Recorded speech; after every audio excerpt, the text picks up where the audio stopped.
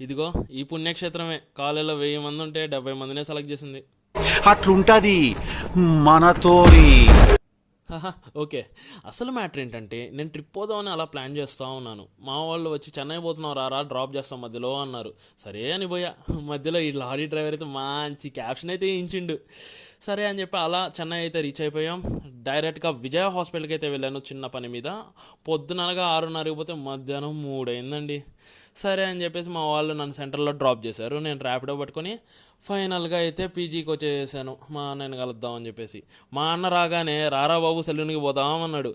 సరే అని చెప్పి న్యాచురల్స్కి అయితే పోయినాం. మా అన్న బెడ్ అని చెప్పి కసా అని కోయించేసుకొని ఏవేవో ఫేషియల్స్, ట్యాన్ రిమూవల్, గ్లోయింగ్ అంట ఏవేవో ట్రై చేసాడు తెల్లగైపోదామని. ఏం కలర్ వస్తాడో ఏంటో మరి. ఫైనల్గా 2 అవర్స్ తర్వాత రూమ్కి అయితే రిటర్న్ అయ్యాం. గట్లా చూసిపోవడం కాదు, సబ్స్క్రైబ్ చేయాలా.